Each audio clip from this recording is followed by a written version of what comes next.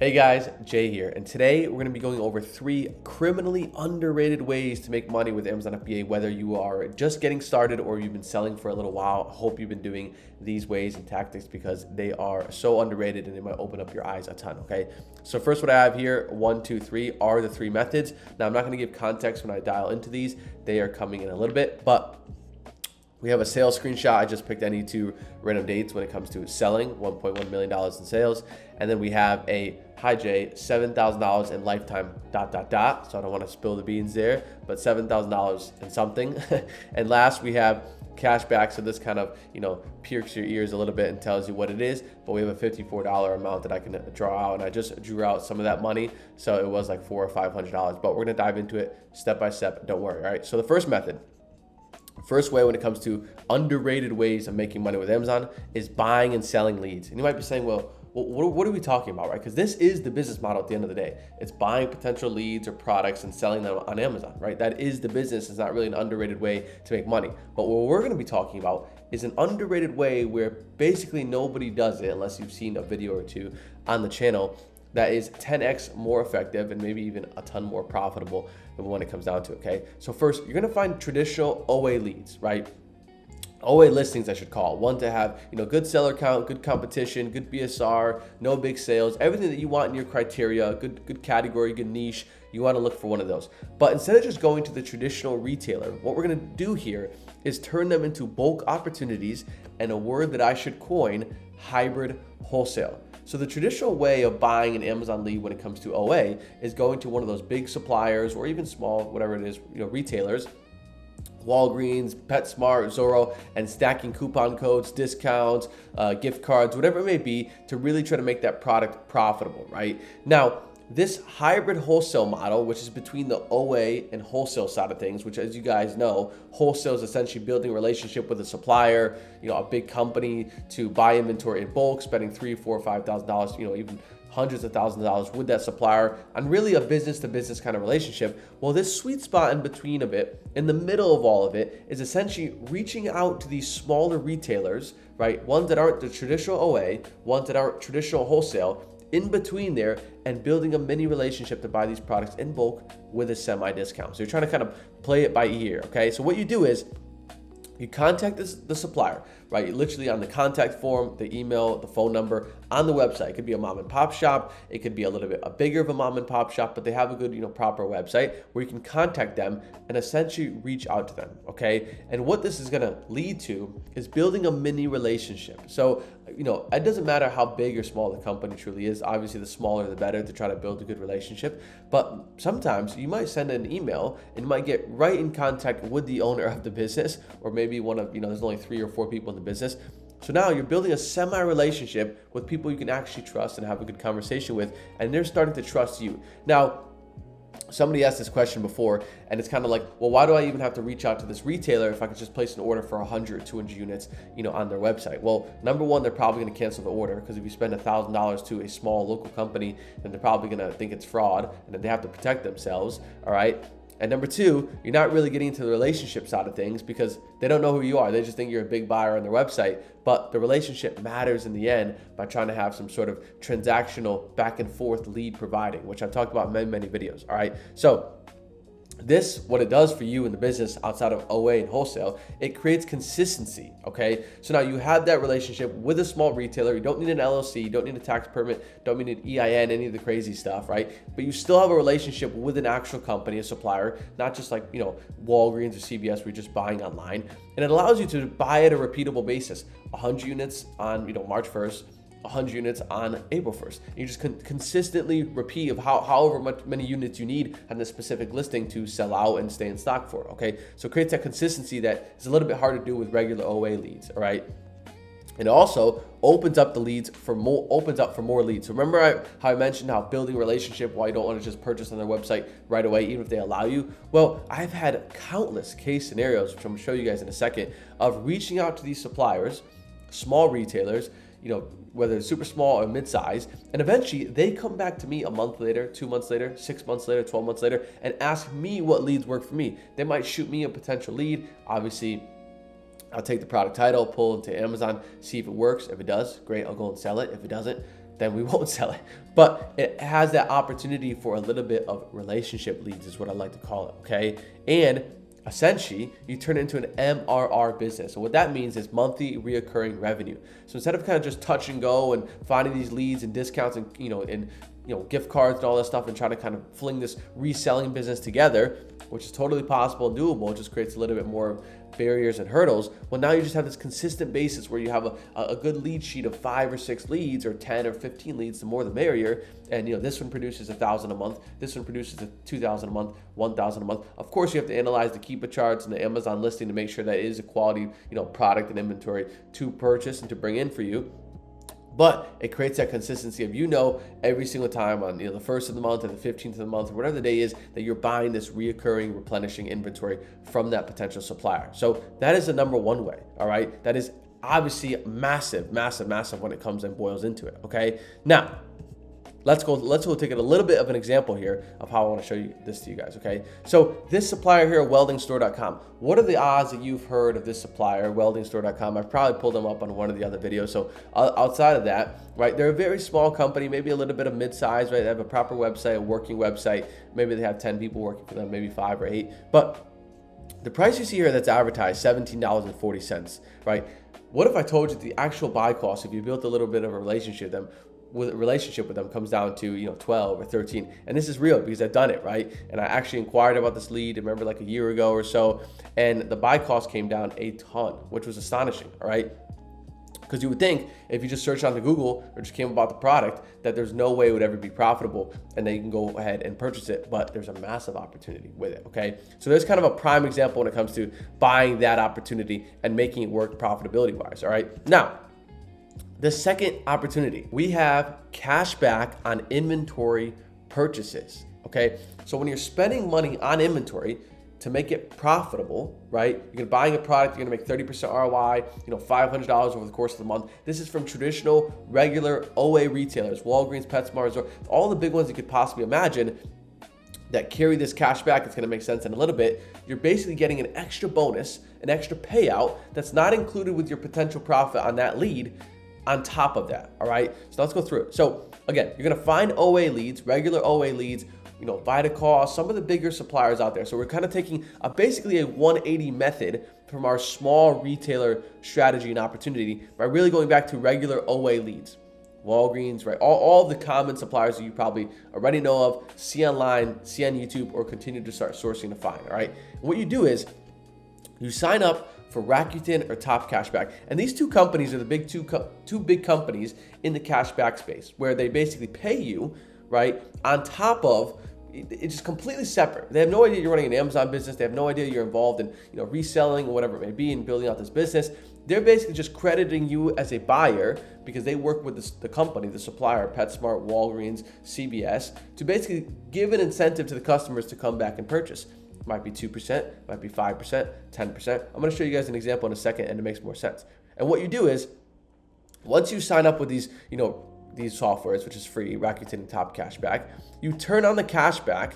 It's a click of the button. So literally in the right corner here, you can see here when you have your little tabs that you can open up, you open it up the browser. It's not really a browser, and it says 2% cashback. You click it and it says it's activated, or 5% cashback. You click it, it says it's activated, or 10%, 15%. The more the merrier, right? The more cashback we can get, the barrier. And the example is going to make a lot more sense of how much money you're actually getting paid back. But as far as the work, the heavy lifting to make that extra profit and ROI, it just takes turning it on and buying the product from a supplier that actually allows it, all right?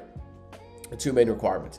Now, let's go into the example side of things. So you place the order with 10% cash back, okay? So when you place an order with 10% cash back, and let's say you spend $100 and it has 10% cash back, that's $10 that you get cash back into your Rakuten or Top Cashback account. Now, I'll put it down here into this example side of things that kind of have a few different examples, but let's say example 1. We have $200 in inventory spend on PetSmart at 10% cash back. Well, that is $20 back into our Rakuten account, okay? Example 2.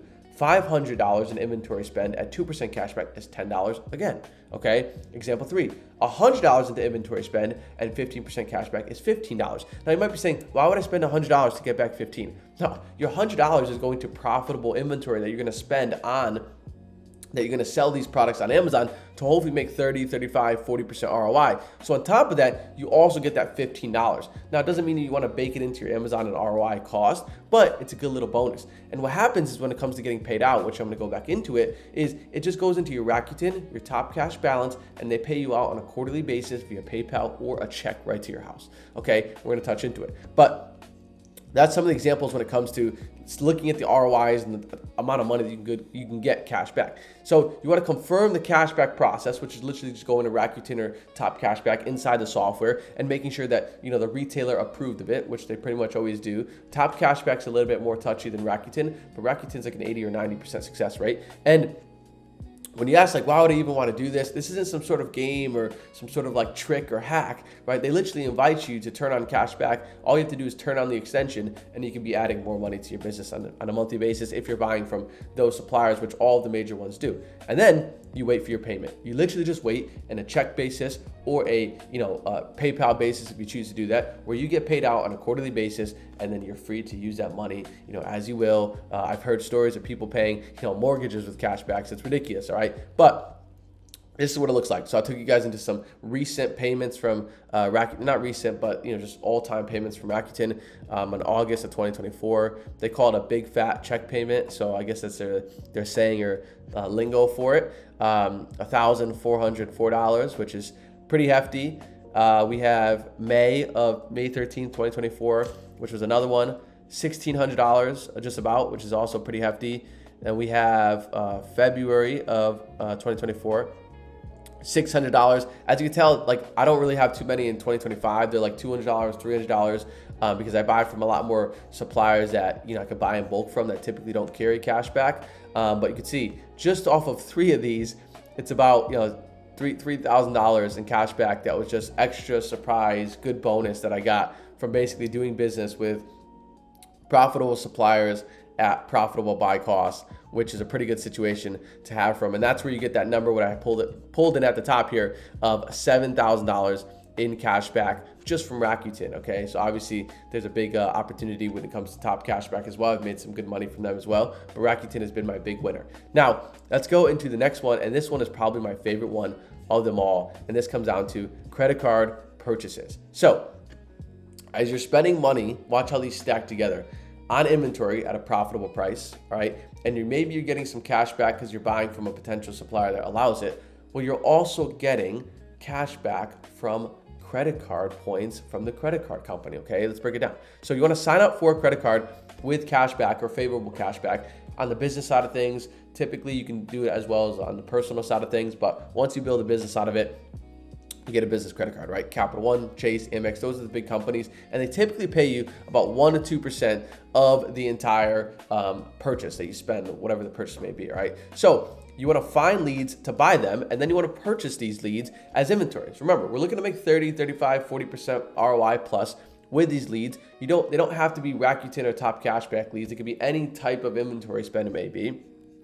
And you get 1 to 2%, typically 2% if it's Capital One or the bigger companies, on inventory spend, all right? So if I'm spending $1,000 on inventory and I get 1% back, it's not bad, right? Getting, what, $10, right? Or if it's 2%, it's $20. Now you might think, well, what's $10, what's $20? But when you spend a lot of money on a monthly basis, it starts to add up and trickle in, which becomes a big bonus because that's not even your main focus with the business. The main focus is buying inventory to sell it at profitable cost. But by getting 1 or 2% cash back, now you're starting to stack it a little bit more and more, all right?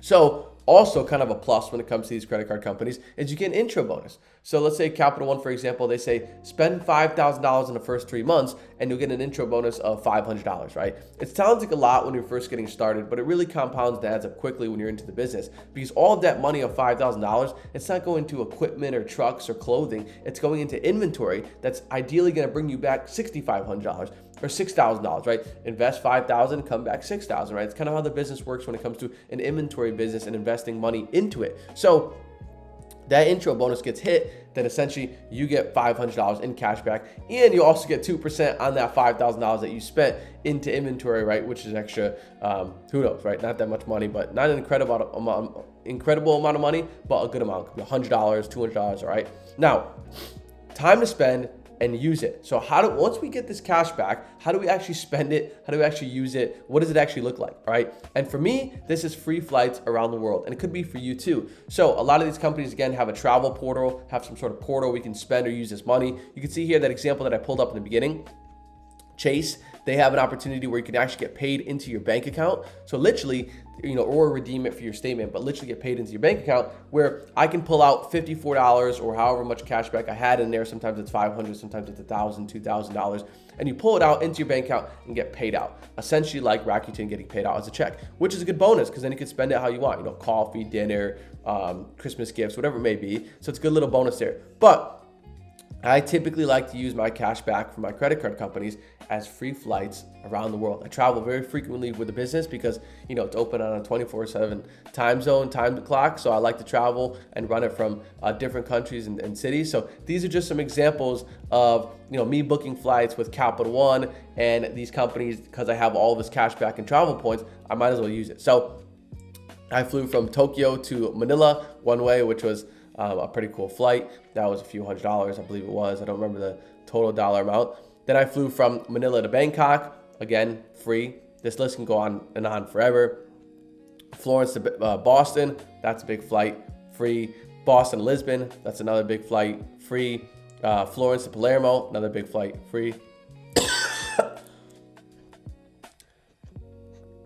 Then we have Mallorca, one of the most underrated cities or islands, I guess you can call it, in the world, to Milan, another free flight. And this list could go on and on forever. I really only included 6 or 7 because it was a good little basis to keep you guys on track with the video. But you can tell here that it adds up an incredible amount, and the amount of money that I've earned from credit card cash back is insanity, right? And I'm spending that money on profitable inventory to make money with the business, and I'm also getting this extra plus of credit card cash back and extra plus of Rakuten or Top cash back. So there are 3 methods to really make extra money outside of just buying inventory, regular OA or traditional inventory, with the Amazon business, to make it even more worthwhile to invest into, to grow and spend time into building out the business. And these are things that I didn't really realize when first starting it. So they were all pluses and add-ons, and that's why I want to share them with you guys. So as always, if you guys like the video, please like and subscribe. I'm going to continue to make these every day and try to get as much content as I possibly can out there for you guys to start or grow the business